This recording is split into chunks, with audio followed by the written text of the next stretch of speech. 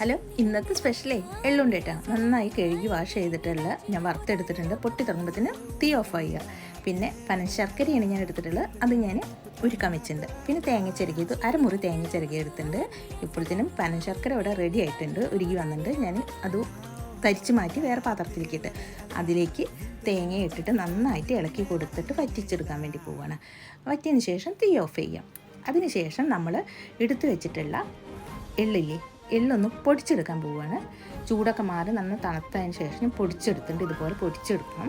പൊടിച്ചൊരു വേറെ പാത്രത്തിലേക്കിട്ട് ആ ചൂടാറിയിട്ടുള്ള നമ്മുടെ തേങ്ങയും ശർക്കരയും കൂടിയിട്ടുള്ള മിക്സ് ഇതിലേക്ക് ചേർത്ത് നന്നായിട്ട് കുഴച്ചെടുക്കുക.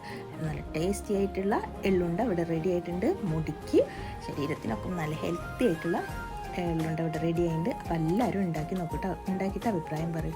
എല്ലാവർക്കും അറിയാമെന്നറിയാം, എന്നാലും ഇഷ്ടമായിട്ടുണ്ടെങ്കിൽ ലൈക്ക് ആൻഡ് ഷെയർ.